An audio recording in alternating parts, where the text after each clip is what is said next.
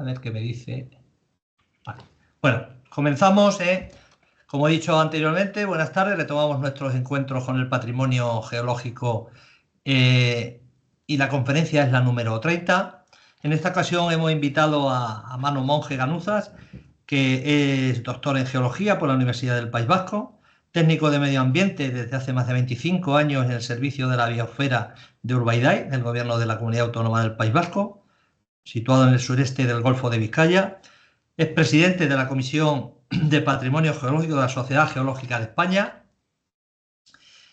Vicepresidente de PROGEO, que es la Asociación Internacional para la Conservación del Patrimonio Geológico para Europa, y coordinador regional del Grupo de PROGEO de Europa del Suroeste. Miembro del Grupo de Expertos en Áreas Protegidas y Patrimonio Geológico de la UICN, que es la Unión Internacional para la Conservación de la Naturaleza. Por supuesto que es socio de la sociedad que presido, que es SEGIN, un buen amigo que vamos de la mano en muchas batallas para poner en valor la geodiversidad. El día 6, como todos sabéis, fue el Día Internacional de la Geoconservación y mejor ocasión para que Manu nos hable de su importancia, pues le hemos invitado en esta tarde para que nos haga saber sus ideas y nos convenza. Cuando quieras, Manu. Bienvenido. Pues nada, pues vaya presentación. Muchas gracias, Antonio. Y bueno, muchas gracias, amigos, porque veo muchas caras amigas. De hecho, ahora estoy viendo la cara de Paco, que acaba de entrar. Y en fin, bueno, vamos a hablar un rato sobre la importancia de la diversidad geológica para las personas principalmente, pero no solamente, sino también para los ecosistemas. Agradecer a la SEGIN que me haya invitado a daros esta charla. La verdad es que es un honor estar aquí, como insisto, entre amigos y amigas. Y nada, voy a intentar daros una visión y a partir de ahí pues hablamos de ello. Comparto mi pantalla, a ver si todo va bien.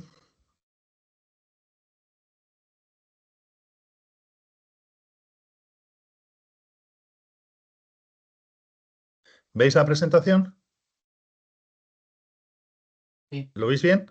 Perfecto, perfecto. Sí, sí. Vale. Sí. Bueno, pues empiezo. La pregunta es ¿por qué la diversidad geológica?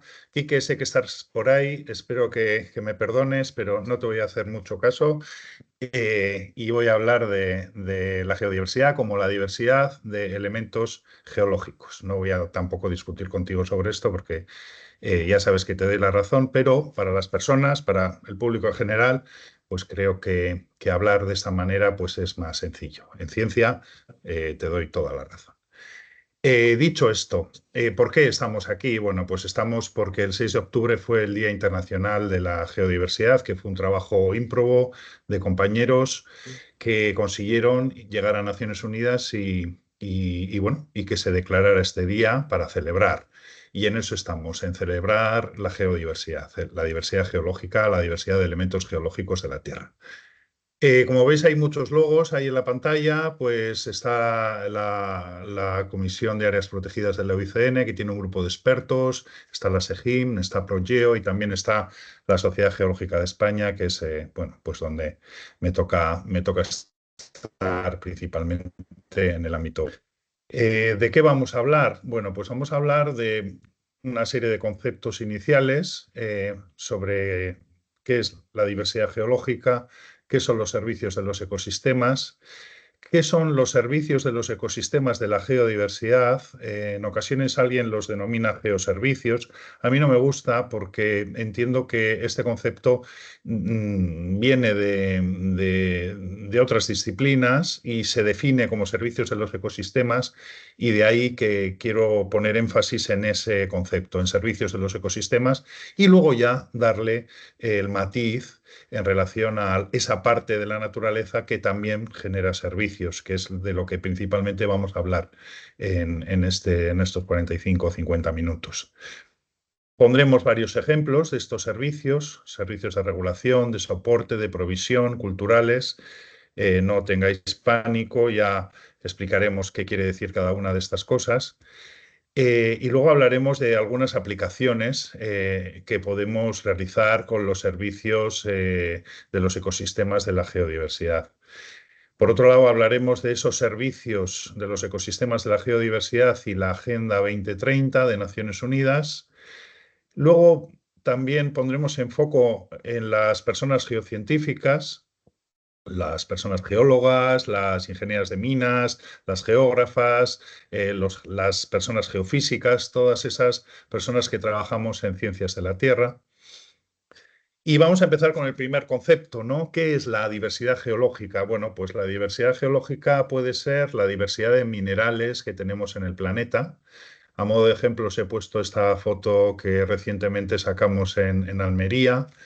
Este señor tan, Rafael, este amigo, este señor tan contento de Vera, pues fijaros, está rodeado de estos excelentes minerales de yeso.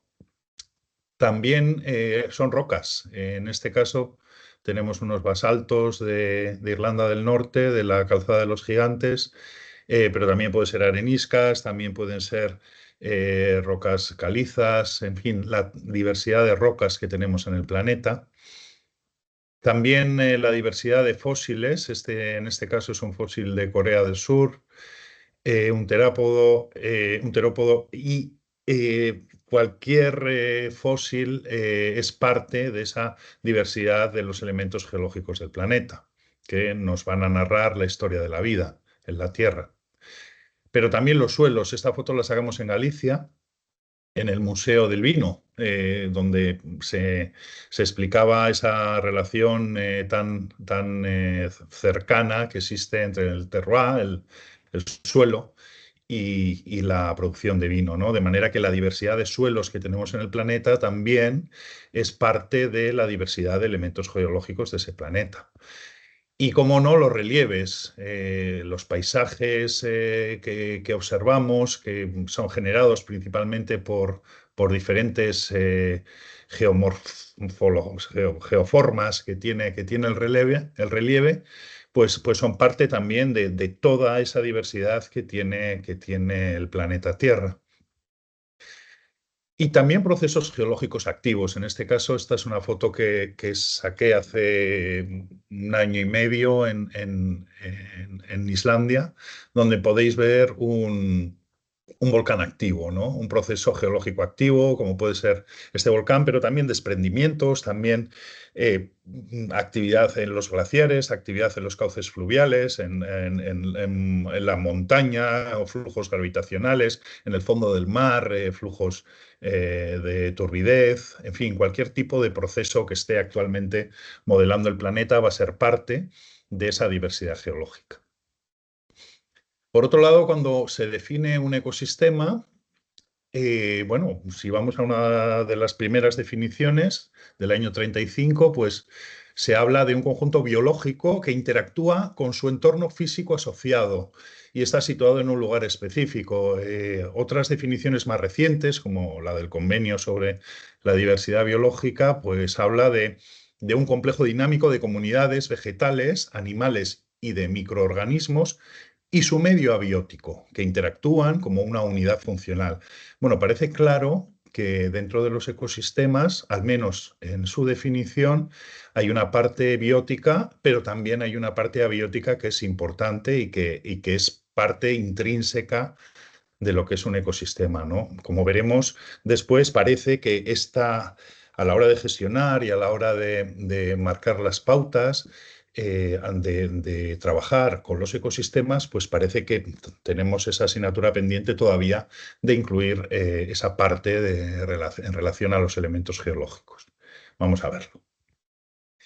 Por otro lado, el concepto de los servicios de los ecosistemas es un concepto que viene muchísimo más tarde, alrededor de la década de los 90, se introduce en el léxico de la conservación y gestión de la naturaleza y más o menos surge con la idea de combatir la pérdida de entornos naturales causada por las actividades del ser humano.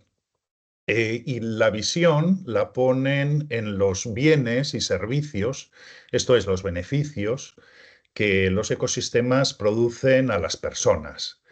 De manera que se llega a la conclusión que estos deben gestionarse de una forma sostenible para que puedan estar disponibles para las generaciones venideras. Como veis, es un discurso que difiere del discurso original de la conservación de la naturaleza, ya formulado allá pues, desde los finales de los años 40, cuando surge la IUCN, la Unión Internacional para la Conservación de la Naturaleza, que hablaba del valor intrínseco de la naturaleza, ¿no? Como veis ahora ya en los 90 se habla de que la naturaleza genera servicios. Parece que es como una visión muy antropocéntrica de la importancia de la naturaleza. Sin embargo, estoy de acuerdo, pero sin embargo sirve para que las personas no tan relacionadas con la naturaleza o no tan implicadas con la necesidad de conservación o convencidas, pues puedan darse cuenta de que realmente es importante tener en cuenta la naturaleza, conservar la naturaleza, gestionarla adecuadamente para generar ese bienestar de las personas y, como veremos, también no solamente de las personas, sino de la totalidad de los seres que habitan en el planeta. Por lo tanto, este concepto de servicios de los ecosistemas surge de la interacción entre la diversidad geológica, la geodiversidad y la biodiversidad, la diversidad en este caso de especies. Por lo que muchos fenómenos abióticos, como decíamos, pueden dar lugar a que se generen beneficios para la sociedad. En tanto en cuanto los servicios de los ecosistemas generan bienes y servicios, parte de un ecosistema es la parte abiótica, además de la biótica, por lo tanto va a haber elementos abióticos, elementos geológicos que benefician a la sociedad. Normalmente los marcos tradicionales exploran la contribución de la biodiversidad a estos servicios. Y hay pocos estudios que trabajen o que reconozcan el papel de la geodiversidad en estos servicios. De manera que podríamos decir que este enfoque solamente se centra en una parte. Entonces, vamos a ver que hay muchos ejemplos de referencias geológicas que están ocultas o que están inconscientes en esa investigación sobre los servicios de los ecosistemas. Como veis, cuando pongo ES está en inglés, quiere decir servicios de los ecosistemas. Cuando ponga GS, que aparecerá por ahí, quiero hablar de servicios de los ecosistemas de la geodiversidad, para que podáis seguir la charla adecuadamente. Bueno, en relación a los servicios de los ecosistemas, ha habido diferentes clasificaciones a lo largo del tiempo. La primera de ellas surge en el año 2005 y habla dentro de lo que fue la evaluación de los ecosistemas del milenio. Entonces aquí se identificaron 4 tipos de servicios: servicios de regulación, de soporte, de provisión y servicios culturales. Se siguió con con el mismo esquema ya 5 años más tarde, cuando se hablaba de la economía de los ecosistemas y de la biodiversidad, y posteriormente, cuando se presentó la Clasificación Internacional Común de los Servicios de los Ecosistemas, se introdujeron algunos servicios relativos a servicios sociales y también a servicios de mantenimiento. Las últimas clasificaciones relativas a las contribuciones de la naturaleza a las personas, principalmente esto fue un trabajo que se hizo para IPBES, se habla de regulación de procesos ambientales, servicios de materiales y de asistencia, incluso servicios inmateriales. Bueno, en cualquier caso, vamos a utilizar en esta charla esta primera subclasificación relativa a servicios de regulación, soporte, provisión y servicios culturales. Cuando hablamos de los servicios de los ecosistemas de la geodiversidad, también vemos que hay muchas denominaciones, ¿no? Algunos lo llaman servicios abióticos de los ecosistemas, otros, como os decía, servicios de los geosistemas. Murray Gray, que muchos lo conocéis, es la persona que hizo la publicación más icónica en relación a la geodiversidad, esta es su segunda edición. Pues él hablaba de servicios además de los 4 servicios que hemos planteado, hablaba de otros servicios que eran los servicios del conocimiento, de cómo la diversidad geológica nos puede servir para aumentar en el conocimiento en relación al planeta. Y luego él, en su libro, pues reconoció alrededor de 25 servicios principales relacionados con los servicios ecosistémicos de la geodiversidad. Os pongo aquí un par de artículos de colegas como John Gordon, de Escocia, o el propio Murray Gray de Londres, que os pueden dar bastantes pistas sobre esto que estamos hablando si queréis profundizar. Eh, de manera que de lo que hablamos es que la geodiversidad suministra servicios y tanto a los ecosistemas como a la sostenibilidad. Hay algunos de estos servicios que vienen directamente, por ejemplo, materiales de construcción, ¿no? Cuando hacemos, ahí tenéis una cantera en Italia, en Carrara, y ese mármol, pues bueno, como sabéis, se ha utilizado para hacer arte, se ha utilizado para hacer edificaciones, o un salto hidroeléctrico, pues claramente ese caudal, en este caso en un cauce fluvial, pues nos va a producir directamente un servicio, electricidad, energía, en fin, para lo que queramos, ¿no? En otras ocasiones podríamos hablar de servicios indirectos de la diversidad geológica, en tanto en cuanto se respalda a la biodiversidad como soporte de esa vida, de esos ecosistemas, o se garantizan mediante una serie de elementos geológicos que esos ecosistemas tengan o cumplan unas funciones, ¿no? Es el caso de esta catarata que está soportando pues, toda una serie de elementos bióticos a lo largo del recorrido de este río. Cuando intentamos ir más allá y desgranar el marco conceptual de los servicios de los ecosistemas y en concreto de los servicios de los ecosistemas de la geodiversidad, bueno, podemos ver estas figuras que viene de un artículo de Fox y colaboradores, en las cuales pues vienen a decir que la geodiversidad influye en los servicios bióticos, tanto de forma directa como indirecta, lo que sugiere que no existe ningún sistema en el mundo sin que la diversidad esté ahí influyendo. A veces es directo, por ejemplo, la geomorfología costera por sí sola proporciona protección contra las inundaciones como un servicio de los ecosistemas de la geodiversidad directo.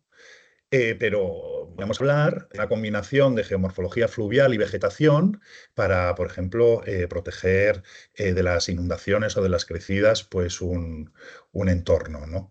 De manera que comprender estas distinciones entre los servicios de la biodiversidad, de la geodiversidad o incluso servicios directos o servicios indirectos, pues nos va a dar muchas pistas para que podamos hacer una gestión eficaz de la conservación de los recursos naturales, ¿no? Aquí tenéis diferentes ejemplos de servicios directos, servicios compartidos entre la bio y la geo o servicios que son pues simplemente de la biodiversidad, ¿no? Que no son objeto de esta charla. De manera que, hablando de los tipos, el primer tipo que vamos a analizar es el servicio de regulación, ¿no? Este servicio tiene que ver con ese mantenimiento del equilibrio de los ecosistemas. Y os voy a poner algunos ejemplos. Por ejemplo, el mantenimiento de procesos atmosféricos u oceánicos, las circulaciones dinámicas, la química atmosférica, la calidad del aire, la regulación del clima o el ciclo hidrológico están gobernados por elementos geológicos, pero también procesos terrestres como el ciclo de las rocas, el ciclo del carbono, ciclos biogeoquímicos o el secuestro de carbono, incluso la regulación del clima. Además de los procesos geomorfológicos o la regulación de riesgos naturales o el control mismo de la erosión también tiene que ver con elementos geológicos. Lamentablemente hoy tenemos que hablar de regulación de inundaciones de nuevo, ¿no? Creo que todos habéis visto las noticias y bueno, he introducido en la charla una diapositiva que veréis después que realmente es impactante. Llevamos más de 70 personas fallecidas por una mala gestión. Y es que la geodiversidad, el conocimiento de la geodiversidad nos puede ayudar mucho para poder regular este tipo de fenómenos. Yo no lo llamaría catástrofe. Catástrofe es lo que hacemos los humanos, ¿no? Cuando no gestionamos adecuadamente, pero la naturaleza tiene eventos. Y entonces los elementos geológicos pueden potenciar la infiltración, islas barreras, diques fluviales, dunas de arena, llanuras aluviales, todo ello sirve para regular las inundaciones y también la calidad del agua. El suelo, los sedimentos, las rocas son filtros naturales que depuran nuestras aguas y hacen que tengan un estado de conservación saludable. Voy a poner varios ejemplos. Por ejemplo, aquí os he traído el Glossopteris, que es un fósil que prueba la existencia de un continente, de un macrocontinente, Pangea, que existió en un momento de la historia de la Tierra y que después esos dos continentes que formaban, macrocontinentes que formaban Pangea, pues se separaron. Y tenemos depósitos de carbón con este fósil en ambos lados de esa separación de continentes, ¿no? De manera que la diversidad geológica nos sirve para poder ver la historia de la vida, la historia de la biodiversidad a lo largo del tiempo geológico. Otro ejemplo completamente diferente de regulación es el efecto Foehn que ocurre en La Rioja. Aquí tenéis una foto de un viaje de Logroño a San Vicente. Y vemos ahí en las montañas, pues cómo las nubes cargadas de humedad chocan con la Sierra de Cantabria y precipitan las laderas. Y cuando empiezan a descender hacia el Valle del Ebro, pues el aire aumenta de presión, aumenta de temperatura y se seca y pierde la humedad. Y esto es lo que nos hace poder, después del trabajo de los enólogos y las enólogas, pues disfrutar de unos vinos y unos caldos estupendos, ¿no? Ese clima, esa diversidad geológica en relación a estos procesos meteorológicos, pues nos va a generar un placer que es tomarnos una copa de Rioja. A otra escala mucho mayor, y si nos vamos, por ejemplo, al Amazonas, vemos como toda una cuenca fluvial es el pulmón del planeta. Un servicio de regulación del clima impulsado por la geodiversidad local, por toda este flujo fluvial, esta red intrincada de ríos que dan lugar al río Amazonas y a toda su cuenca, y a que exista toda una biodiversidad asociada a estas cuencas y por lo tanto se produzca este efecto pulmón. Otro ejemplo lo podemos ver en esta publicación de Nair y colaboradores, reciente de este año, donde se analizan los beneficios ambientales, ecológicos, económicos e incluso sociales de mantener zonas de amortiguación ribereñas en los ríos urbanos, ¿no? Esta diapositiva es realmente importante en el día de hoy. Estos autores nos hablan de cómo se puede transformar el paisaje urbano y beneficiar la salud ecológica de la ciudad en base a tener en cuenta los servicios de la geodiversidad. Ellos hablan de analizar una serie de indicadores clave para la gestión de zonas de amortiguación ribereñas, que establecen puntos de referencia para ciertos atributos como la anchura efectiva de los cauces fluviales, los usos recomendados en los suelos adyacentes, el gradiente de pendiente que tiene que haber, la capacidad de infiltración que tiene el suelo, la rugosidad de la superficie. De esta manera, podríamos estar hablando de una solución basada en la naturaleza, en este caso basada en los servicios de la geodiversidad, para poder hacer unas ciudades pues, mucho más sostenibles. Otros autores, en relación también a los cauces fluviales, en este caso Petz y colaboradores del año pasado, hablan de la cantidad de servicios que pueden producir los cauces fluviales. Hablando de los servicios de regulación, pues hablaríamos de la regulación hídrica, por supuesto, la magnitud de la escarrentía, las inundaciones, la recarga de los acuíferos, el tratamiento de los residuos en relación a la absorción que se puede dar de residuos por organismos macrófitos. Como sabéis, estos son una serie de plantas que se alimentan principalmente de basura y basura orgánica y microorganismos, y por lo tanto esos cauces fluviales pueden servir como verdaderos filtros naturales, filtros verdes.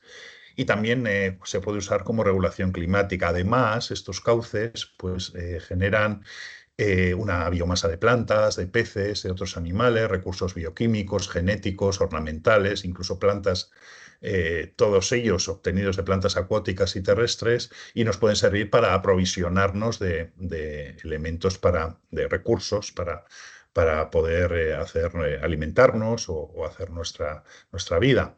Además, también ciertos servicios culturales, como puede ser la ornitología, el avistamiento de aves o de otros animales, la pesca, la navegación, o podemos usar productos también con fines, en fin, religiosos, en fin, o la flor de loto, ¿no? Macrófitos, que tienen una simbología más espiritual.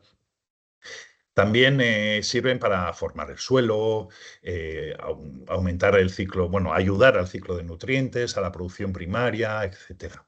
De manera que, como veis, hay toda una serie de servicios ligados a estos cauces fluviales para que no ocurran cosas como la que estamos viendo en Valencia hoy, ¿no? Esta foto la acabo de sacar de Facebook, que es lo que usamos los viejitos, y veis que esto es una burrada.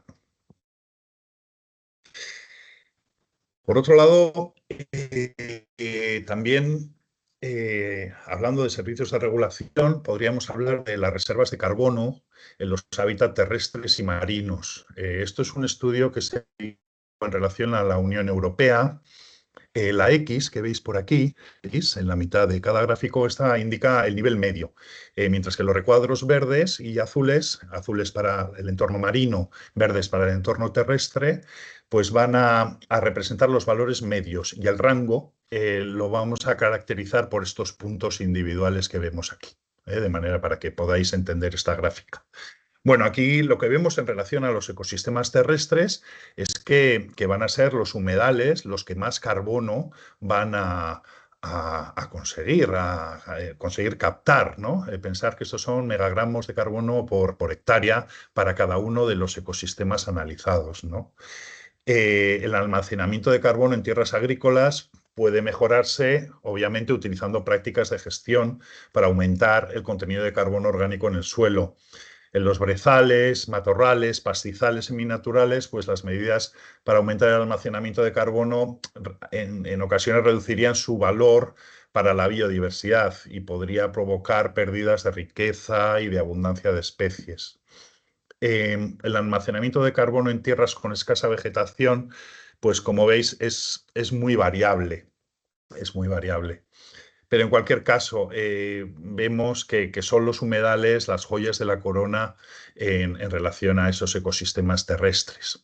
Cuando vamos a los ecosistemas marinos, bueno, aquí como veis, lo que hemos hecho para poder hacer una cierta comparación es aumentar la escala de este gráfico a este otro. Hemos pegado un salto. Este recuadro va de 0 a 100, mientras que este gráfico va de 0 a 900, algo similar al gráfico anterior. Como veis, los ecosistemas marinos capturan bastante menos que lo que capturaría un ecosistema terrestre. En cualquier caso, existen estas zonas donde se hace una captura pues, bastante mayor que en otros lugares, ¿no?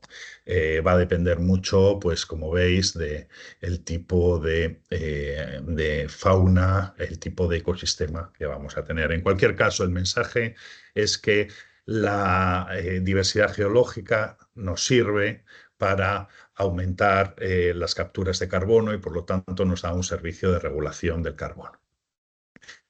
También otro tipo de servicios van a ser los servicios de soporte. Estos son relativos a cómo la diversidad geológica proporciona condiciones ambientales para el desarrollo y la distribución de la biodiversidad y también para las actividades humanas.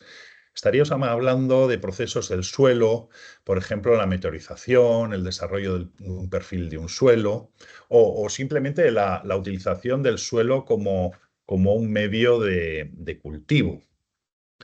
También darían provisión a los hábitats, desde cuevas, acantilados o marismas. Y también la tierra y el agua se pueden observar como plataformas para realizar actividades humanas. La construcción de edificaciones, el urbanismo, la planificación territorial, pero también la navegación o actividades acuáticas como puede ser el surf, el windsurf, el kitesurf, cualquier navegación, pesca, etcétera.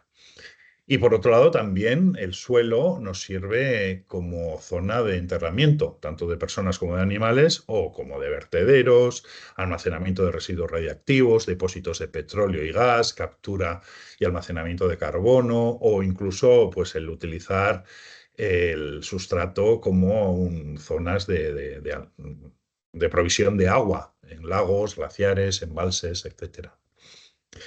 Eh, este gráfico viene de un trabajo que hizo Elena, una compañera de proyecto, Elena Tukiainen, que ella es del norte de Europa y trabaja mucho en estas relaciones bio-geodiversidad. Y ella lo que vino a decir en este artículo era que la geodiversidad sustenta la biodiversidad en todas las escalas espaciales, desde la tectónica de placas, los patrones de suelos, los patrones de cuencas de drenaje, hasta los microhábitats, las microclimas o simplemente unos líquenes que pueden estar viviendo en un intersticio de un afloramiento rocoso. Entonces, ella ha visto que lo local y lo global están completamente interrelacionados, tanto en las rocas duras como en los suelos, como en la parte hidrológica o los paisajes o incluso la topografía. Aquí tenéis, por ejemplo, otro ejemplo de otro artículo. En este caso es un artículo de este año también, de Malieniemi y colaboradores, que viene a decir que cuando hay una baja geodiversidad, normalmente hay una baja biodiversidad. En cambio, cuando la diversidad geológica es amplia, como en esta otra figura, pues la diversidad biológica también aumenta. Algo que nos parece de perogrullo, pero bueno, hay que pensarlo y hay que analizarlo y hay que sacar datos a este respecto. Y parece que, bueno, parece claro que hay una vinculación positiva entre la cantidad de elementos geológicos que podemos encontrar en un entorno y la cantidad de elementos biológicos que van a vivir en ese entorno. Más ejemplos, por ejemplo, los entornos dunares. Un entorno dunar tiene, cuando analizamos la diversidad geológica con parámetros de medida, como los índices de geodiversidad, Enrique, aquí te echo un guiño, pues vemos que en las zonas de dunas, por ejemplo, hay índices de geodiversidad muy pequeños y de biodiversidad también pequeños. En cambio, cuando tenemos entornos con montañas, con dunas, con canales, con marismas, pues vemos que aumenta la diversidad geológica y por lo tanto también aumenta la diversidad biológica. Esto también lo puso de manifiesto Mazzucato y colaboradores en el año 22. Hablando de más servicios de soporte, por ejemplo, aquí vemos un servicio de soporte de esta playa en relación a la cría de tortugas. La playa sirve de elemento tractor para que surja la vida, en este caso, en esta tortuga, que ha puesto sus huevos y salen sus hijos e hijas, ¿no? En este otro ejemplo vemos en Turquía, en Capadocia, vemos cómo el ser humano ha excavado su vivienda en la roca, ¿no? No tenemos que irnos tan lejos. En Andalucía también hay mucha gente que vive en cuevas, actualmente, quiero decir, ¿no? Y qué decir de nuestros ancestros prehistóricos, ¿no? De manera que las rocas, las oquedades en las rocas, pues nos han servido desde la prehistoria para poder habitar. Otro tipo de servicio va a ser el servicio de provisión. En este contexto hablaríamos de un uso directo de los recursos de la diversidad geológica asociado a valores económicos. Por ejemplo, alimentos y bebidas, el agua dulce, el agua mineral, la sal, la cerveza, el whisky, nutrientes y minerales para un crecimiento sano, la energía, petróleo, gas, uranio, energía geotérmica, hidroeléctrica, mareomotriz, undimotriz, eólica. También los materiales de construcción, ya lo hemos comentado, áridos, acero, cemento, hormigón, vidrio y minerales industriales como metales, aleaciones, productos farmacéuticos, fertilizantes.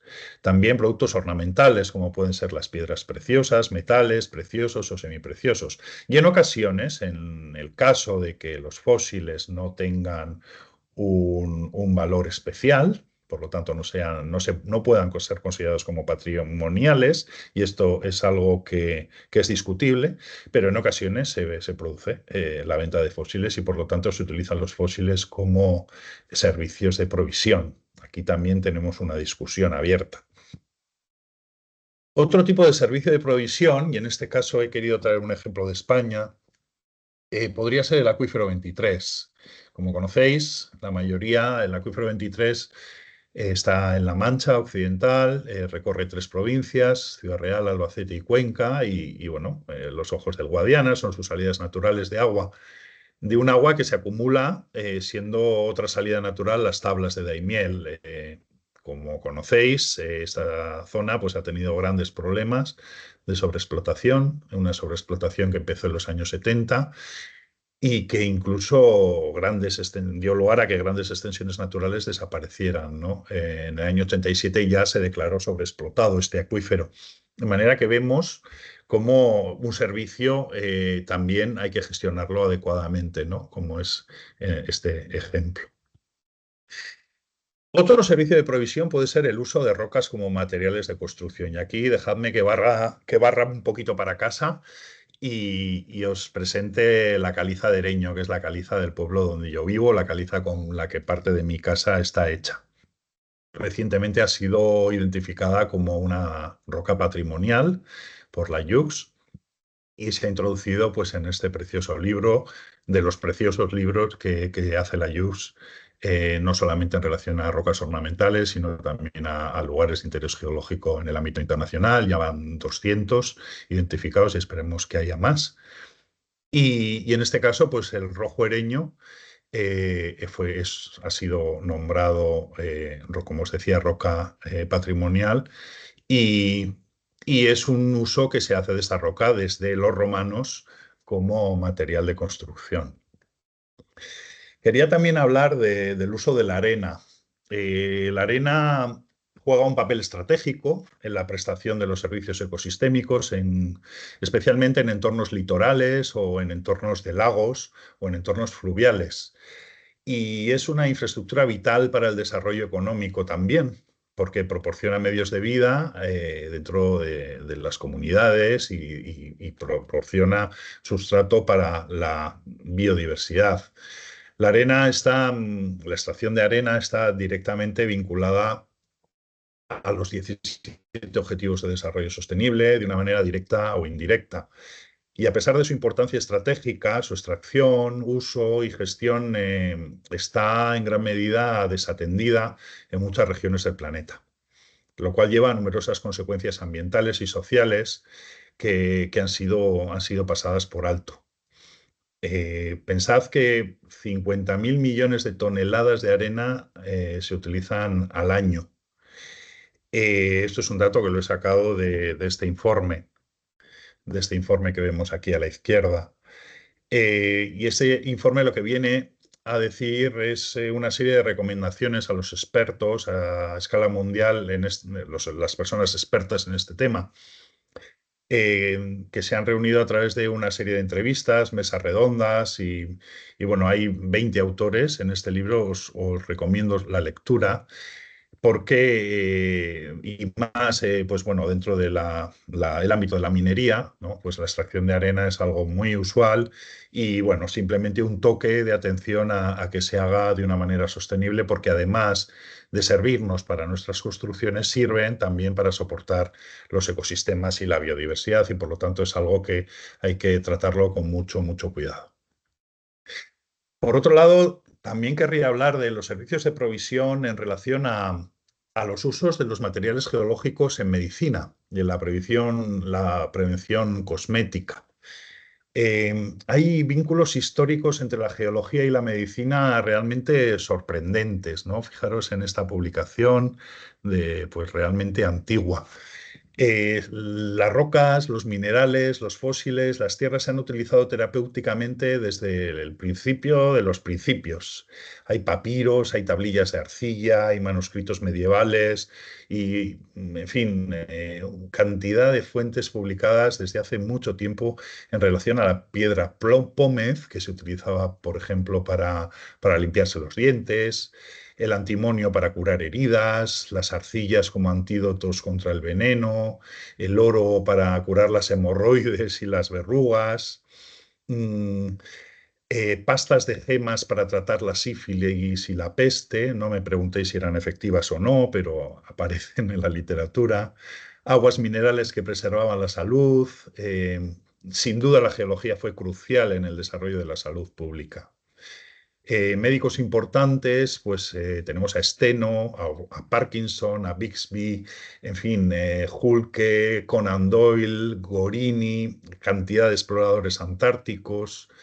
Os recomiendo este libro de A History of Geology and Medicine, que es realmente interesante para científicos de la Tierra, personal médico, historiadores de la ciencia o a cualquier lector que pueda estar interesado.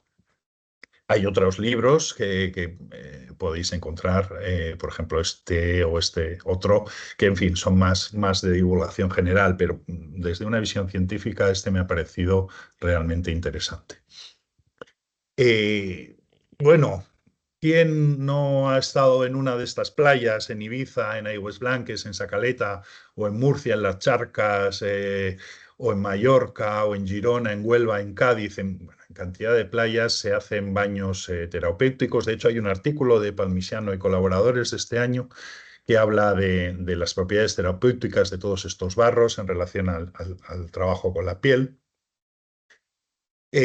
También la piedra pómez.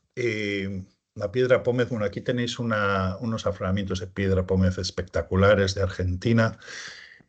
Ha sido utilizada desde hace más de 2000 años en tratamientos médicos como dentríficos, como os comentaba, o limpiador de úlceras, abrasivo en diversos preparados, ¿no? Es lo que se llamaba la espuma maris, la espuma del mar, que, bueno, que ha sido fuente de cierta confusión en la literatura clásica.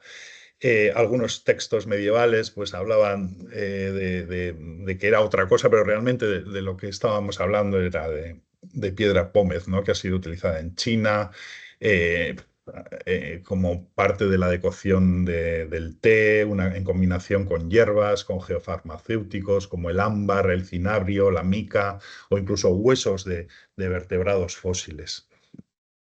Hablando de servicios de provisión, no podemos, y más en este foro, no podemos olvidar a la minería.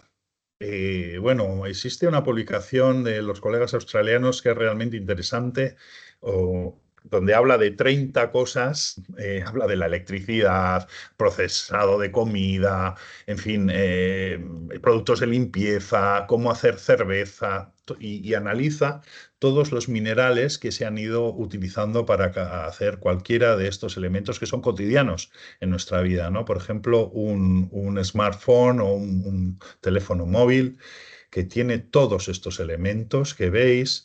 También es el caso de este cartel que se hizo por parte de la Sociedad Geológica Británica, donde podemos ver de dónde vienen los minerales, de qué parte del mundo vienen y para qué se utilizan. Siguiendo con las publicaciones de los australianos, un coche actual, un coche esperemos que como el vuestro, eléctrico, puro, pues está hecho de cantidad de minerales que vienen de nuestras minas y de nuestras canteras o nuestra propia casa, ¿no? La minería nos proporciona servicios minerales, rocas para poder construir nuestras casas o producir energía, como en el caso de un aerogenerador. Incluso, pues, las personas que se van al espacio en sus trajes, pues tienen toda una serie de elementos utilizados tanto en los trajes como en los motores de los cohetes, los sistemas de control, las protecciones termales, etcétera. Y por último, tendríamos que hablar de los servicios culturales, que son esos elementos abióticos que benefician a la sociedad en un sentido espiritual o cultural, incluido el desarrollo del conocimiento, como decía Murray Gray y os comentaba anteriormente. Hablamos del turismo geológico, el ocio, el paisaje de montaña, la escalada, la recolección de fósiles, coleccionismo, otro punto también de discusión dentro de los geoconservacionistas. También asociaciones culturales o espirituales, ¿no? Lugares sagrados, edificios históricos, el sentido de pertenencia del lugar, la inspiración artística, cómo los materiales geológicos sirven para la escultura o para el land art, ¿no? Algo que en los años 70 y 80 estuvo muy de moda, parece que vuelve. Y también el desarrollo social, ¿no? Cómo las sociedades geológicas locales pueden servir para ilustrar el conocimiento o recopilar el conocimiento de un sitio.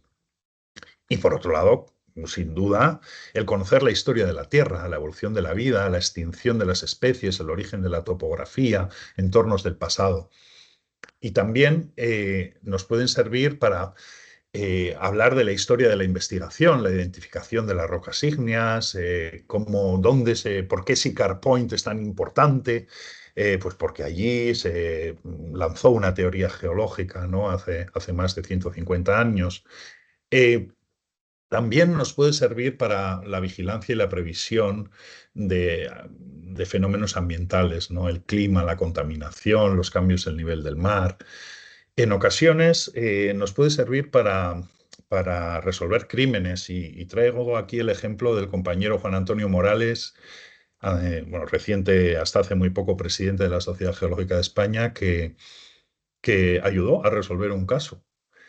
La cuestión es que hubo un asesinato, el muerto lo tiraron al mar, con la mala suerte para el asesino que parte de elementos de tierra se quedaron en las uñas, en las orejas del muerto, y este geólogo fue capaz de identificar esos materiales y el lugar de donde se tiró el muerto, además de hacer todo un análisis de corrientes litorales que dieron con el lugar donde el muerto había sido tirado al mar y generó una conexión entre el asesino y el muerto, bueno, al final que resolvió el tema, ¿no?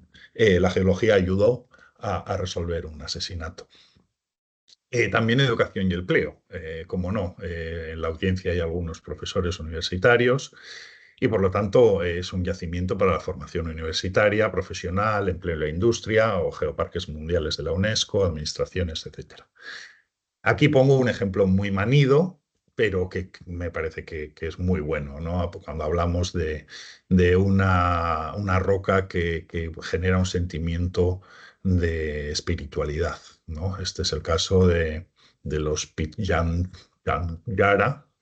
de indígenas de australianos que adoran a esta roca que aparece en la planicie de su sitio mágico. Y por otro lado, un guiño también a mi colega y amigo Sito Carcavilla, que vive aquí, vive en este paraíso, ¿no? En la Pedriza del Manzanares, que, bueno, es un campo de rocas graníticas con casi 1 millar de rutas de escalada en roca, que la convierte en un destino pues, muy solicitado para los escaladores, ¿no? En este caso, un lugar de ocio y disfrute. También puede ser un lugar educativo y producir la diversidad geológica, una serie de elementos que nos puede servir para educar, ¿no? Aquí tenemos, por ejemplo, una serie de bloques de cuarcita que cubren una ladera. Debido a la acción de la gravedad, parece que son un río y aprovechan esto en el Geoparque de Alto Tajo, pues para poder explicar qué es un flujo gravitacional, cómo se ha creado en fin, que realmente no es un río, sino que es otra cosa, ¿no? Y es realmente interesante cómo utilizan este elemento para la educación, para educar a las personas. Por otro lado, esto aparece en una publicación de Paola Corazza y su compañera, no sé si es un hombre o una mujer, no la conozco, Kubailikova, del año pasado, donde hablan de cómo en Chequia existen pues un montón de elementos geológicos que aparecen en los escudos.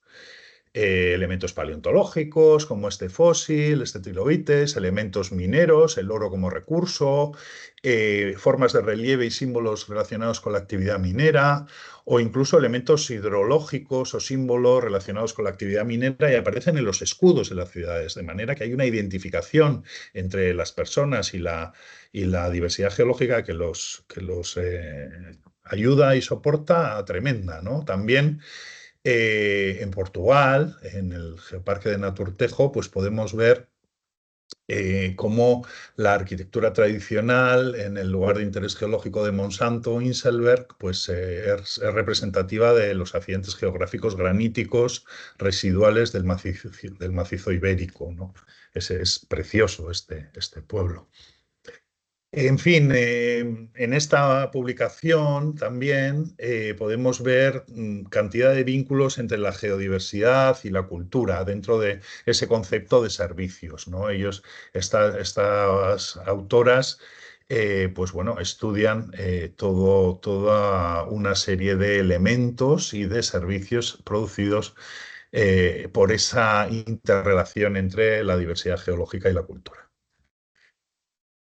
De aquí en adelante vamos a ver una serie de casos prácticos. ¿Cómo podemos utilizar esta aproximación desde los servicios ecosistémicos de la geodiversidad en la gestión, en los problemas o retos de gestión que puede tener cualquier persona que trabaje gestionando naturaleza o gestionando personas? Eh, Esto es algo que está todavía en fase de desarrollo, que su plena incorporación es una tarea pendiente, siendo honestos, en concreto en la planificación no territorial y urbanística, pero sí vemos ciertos, bueno, atisbos de empezar a trabajar en esta línea. Estos esfuerzos principalmente pasan por descripciones cualitativas de estos servicios, estudios temáticos sobre ciertos elementos o lugares o incluso en ocasiones algunos análisis cuantitativos. Bueno, vamos a ver, por ejemplo, una aplicación. En este caso, estos autores italianos, Toñeto y colaboradores en el 21, intentaron, bueno, realizaron un mapa geomorfológico de los servicios ecosistémicos de la geodiversidad a una escala, pues bueno, más o menos interesante, ¿no? Un 1,15.000. Y estudiaron los impactos que la geomorfología tenía en la actividad humana, de manera que pudieron identificar servicios que diversas formas de relieve eh, ofrecían a la sociedad. Y también identificaron los riesgos que ciertos procesos morfodinámicos pudieran suponer para las actividades que el ser humano realizaba en estas zonas.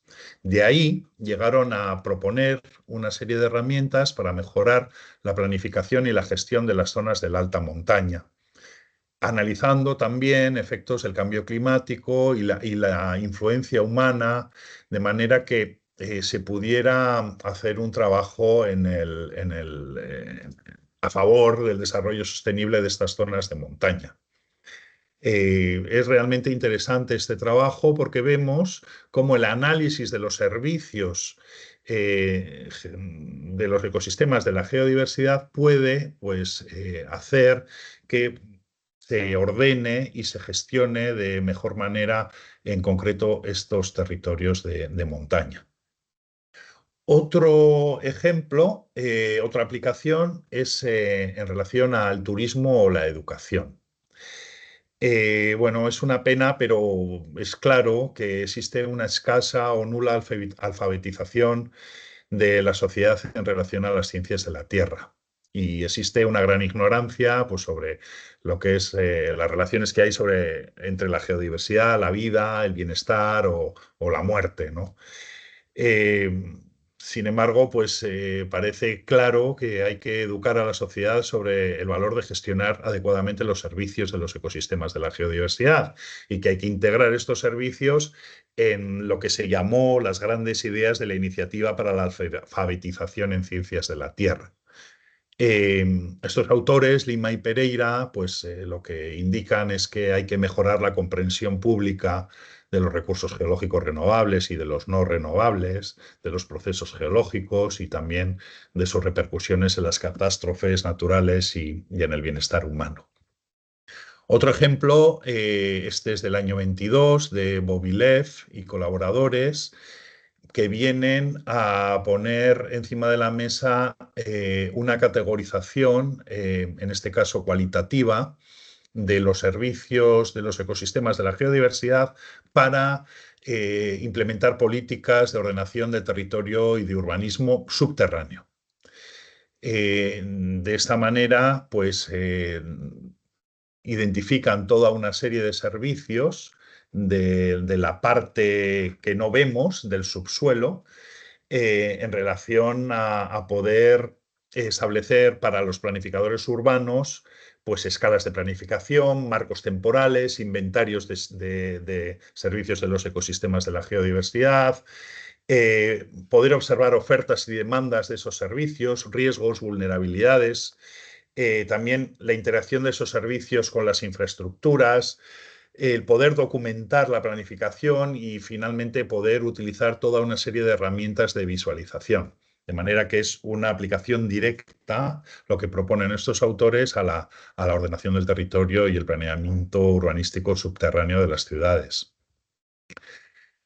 Otro ejemplo, este es en Brasil, que hablan de un método ya cuantitativo para evaluar el impacto de la urbanización en los servicios de los ecosistemas de la geodiversidad. Ellos evalúan en base a toda una serie de parámetros y de fórmulas los servicios, las variables esenciales de la diversidad geológica de un territorio, categorizan el uso del suelo y a partir de ahí cuantifican los cambios en ese uso del suelo. Llegan a concluir que es necesario incorporar en estas evaluaciones de servicios pues los servicios de los ecosistemas de la geodiversidad para después poder implementar políticas públicas de gestión y planificación, mitigar impactos, hacer un uso sostenible de los recursos. Ellos lo que identifican, Reverte y colaboradores, en el año 20 es que la acción humana es el principal factor que va a alterar la disponibilidad de esos servicios. Especialmente vieron que la oferta de agua, la oferta de suelo, de recursos minerales o incluso el potencial de influencia en la calidad de vida de la biodiversidad, pues son factores clave a tener en cuenta a la hora de trabajar en una zona, como en este caso, que estaba altamente urbanizada. Eh, la geodiversidad, por lo tanto, tenemos que identificarla como un recurso en el lugar, un recurso in situ. Esto normalmente lo aplicamos a las materias primas, tanto renovables como no renovables, obtenidas directamente de la naturaleza y utilizables por el ser humano. Así la define la Universidad de Cambridge, ¿no? ¿Por qué he puesto esta diapositiva? Porque quiero poner encima de la mesa decir que la mayoría de los recursos naturales deben extraerse de la naturaleza para que se produzca este uso. El agua, los minerales, las rocas, minerales metánicos. Sin embargo, a veces es interesante adoptar otra mirada diferente hacia esos recursos naturales, incluyendo aquellos que no necesitan ser extraídos de la naturaleza para ser utilizados por el ser humano. Estoy hablando de zonas de gran interés natural, donde los recursos pueden utilizarse para generar ingresos a través del turismo o de la educación. Con esto no quiero decir que no sea necesario la industria minera, obviamente, o las canteras son necesarias. Siempre debemos hacer esos usos de la mejor manera posible, utilizando las mejores técnicas disponibles, utilizando técnicas lo más sostenibles posibles, pero también a la hora de hacer nuestro cómputo de servicios no debemos desdeñar esos servicios que se pueden utilizar y que de hecho se utilizan y que no dañan o no generan impactos sobre la naturaleza. Cuando hablamos de la geodiversidad y de la Agenda 2030, bueno, comentaros que la Agenda 2030 es un documento que se adoptó ya en el año 2015, donde se planteaban 17 objetivos, 169 metas, objetivos de desarrollo sostenible, y muchos de ellos asociados a la geodiversidad y a la geoconservación. Objetivos de buscar que no haya pobreza en el mundo, que haya calidad en la educación, que haya una igualdad de género, que tengamos agua limpia, en fin, que tengamos una biodiversidad sana, acción climática, etcétera, etcétera, etcétera. Ha habido autores, pues como Gill en el 2017, que analizó todos estos 17 servicios y ver cómo las ciencias geológicas podían aportar a cada uno de ellos. También Progeo en 2017 hizo una pequeña publicación donde hablaba de esa interacción entre la diversidad geológica y el cumplimiento de estos objetivos de desarrollo sostenible en cuanto a la educación, el agua potable, el crecimiento económico, el desarrollo de las ciudades, el cambio climático, el gestionar los ecosistemas. Y también, bueno, pues diferentes entidades, en este caso también la Sociedad Geológica Británica, pues hizo estos paneles que son realmente ilustrativos, donde vemos cómo la geomorfología, la geofísica, en fin, cómo todas las geociencias aportan su granito grande en ocasiones, pequeño pero importante en otras, en relación a la consecución de estos objetivos de desarrollo sostenible. Por último, una mirada hacia las personas geocientíficas desde la geoética, ¿no? Debemos salvaguardar el suelo, el agua y el aire porque son cruciales para mantener la biodiversidad y los servicios de los ecosistemas que son vitales para la salud de las personas. Las actividades humanas que alteran los sistemas naturales pueden disminuir sus beneficios funcionales, los beneficios funcionales de estos sistemas naturales, de manera que insisto en que debemos hacerlas de la manera más sostenible posible. La geoética, cuando hablamos de geoética, hablamos de proporcionar un marco ético para equilibrar las actividades humanas con los procesos naturales y orientar la gestión de los servicios de los ecosistemas de la geodiversidad.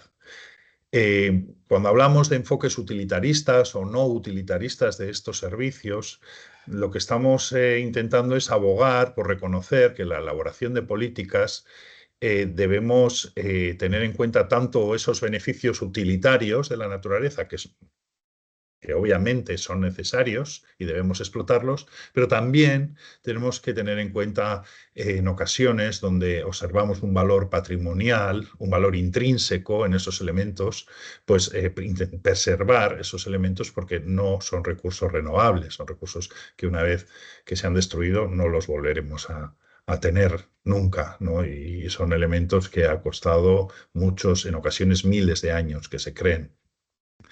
Por último, en relación a la valoración económica, pues decir que puede orientar las decisiones sobre el uso del suelo y de la conservación, pero que es criticada en ocasiones por una simplificación excesiva y por no tener en cuenta las perspectivas culturales o indígenas sobre el papel de la naturaleza.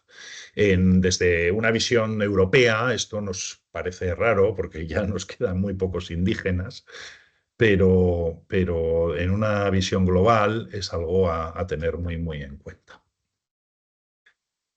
Mira, esta diapo se me ha pasado en inglés, pero bueno, simplemente decir que nuestro conocimiento desde los geocientíficos tiene que servir de base para hacer una buena gestión ambiental a través del conocimiento y de la buena gestión de los servicios de los ecosistemas de la geodiversidad, desde una aproximación interdisciplinar que conecte y promueva la inclusión de la geodiversidad en las políticas, en las estrategias ambientales, para que éstas sean efectivas. Tenemos también que juntar a la comunidad geocientífica en las discusiones sobre el desarrollo sostenible, para que ese desarrollo tenga unos límites, porque no podemos desarrollar nuestras actividades sin ningún, en fin, sin ningún techo. Hay que intentar incluso decrecer en ocasiones.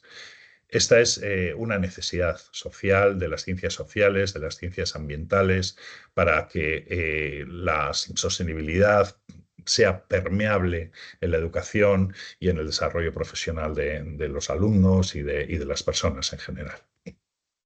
Bueno, aquí tenéis toda una serie de referencias. Esta presentación se queda, como está grabado, podéis parar y copiar. Estas son todas las referencias que he utilizado en la charla. Y espero que haya quedado claro por qué es importante la diversidad geológica, la geodiversidad, y os lo pregunto. Y me quedo a disposición con este granito de pindo gallego precioso, el gigante, y me quedo a disposición de vuestras preguntas. Muchas gracias. Bueno, pues Manu, muchas gracias a ti, ¿eh? Me ha parecido una magnífica conferencia, muy interesante. Felicitarte de verdad por la misma. Y bueno, agradecer tu disposición para participar en este ciclo. Voy a cerrar la grabación y ahora pues el que quiera preguntar, pues que pregunte y podemos estar un ratito. Uh-huh.